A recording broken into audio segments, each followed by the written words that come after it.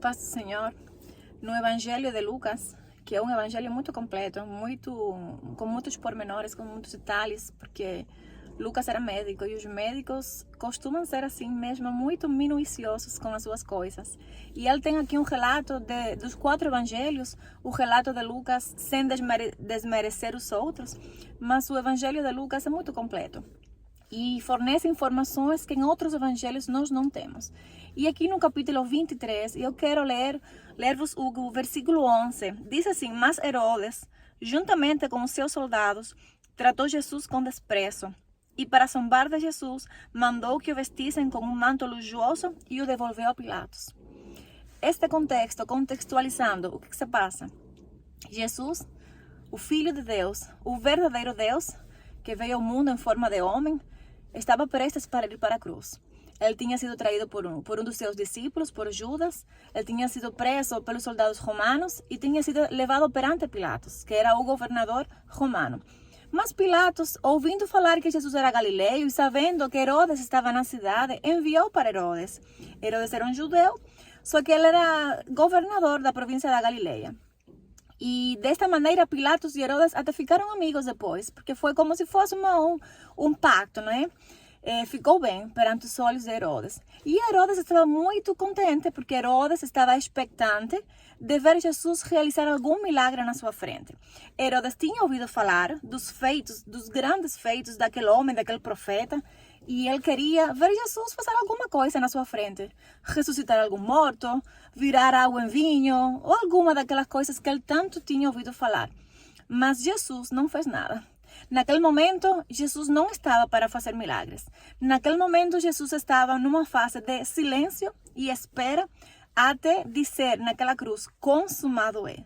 E quando foi consumado, quando ele disse consumado é, que ele entregou o Espírito, que ele morreu, humanamente falando, ele aí conquistou a vitória para si e para mim. Naquela cruz, ele envergonhou publicamente as trevas, os principados e potestades, e tomou o império e o poder e a autoridade sobre os céus e sobre a terra. Com aquela frase consumado é, ele conquistou. Ele conquistou a coroa para nós. Ele conquistou a salvação para nós. Ele comprou a preço de sangue a vida de cada ser humano nesta terra. Basta nós decidirmos ir até Jesus. Mas aqui eu quero salientar algo. Nessa fase de silêncio, Jesus foi desprezado. A Bíblia afirma que Herodes viu para Jesus e a aparência de Jesus ele desprezou. Ele viu um homem vil, ele viu uma coisa que não tinha valor. E Deus falava no meu coração que tantas das vezes acontece assim nas nossas vidas.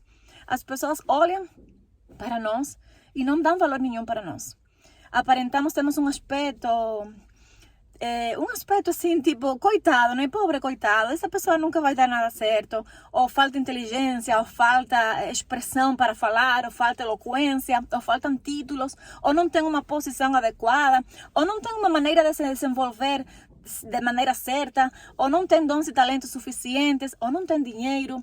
Sabe, muitas das vezes a aparência leva uma mensagem, passa uma mensagem para os outros, mas não é o que está no interior do coração. E felizmente para nós, Deus não olha a nossa aparência. Deus não olha o nosso exterior. Deus não vai ficar impactado por um discurso fluido, por um intelecto espetacular, por dons e talentos importantes. Ele não fica impactado nem impressionado com isso. O nosso Deus é aquele que vê mais além daquilo que nós próprios conseguimos enxergar. O nosso Deus é aquele que confunde os sábios. O nosso Deus é aquele que escolheu Gideão, dizendo para ele: homem corajoso, valente, valoroso. Um homem que estava a fugir dos medianitas, estava escondido dos medianitas. Deus é aquele que escolheu uma virgem dentro do povo de Israel, mas não uma virgem de alta alcurnia.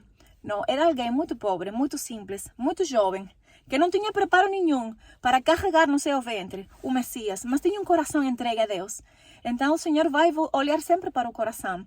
Foi por isso que levantou Davi, que era um pastor de ovelhas, o menor da sua família, que ninguém dava nada por ele.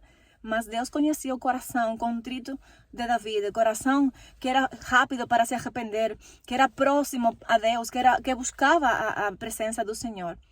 Então, não se sinta triste se se sente desvalorizado pelos outros, se a sua aparência, o seu exterior passa uma mensagem para outras pessoas de pouca importância. O nosso Deus, Ele está olhando para si.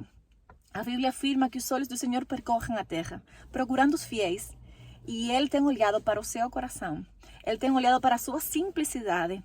E não interessa que as pessoas à sua volta não reparem em si ou não vejam o valor que você tem.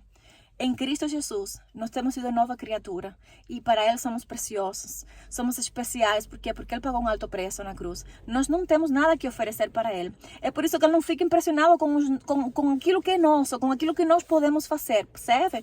Ele não fica impressionado com nada que nós possamos construir ou elaborar.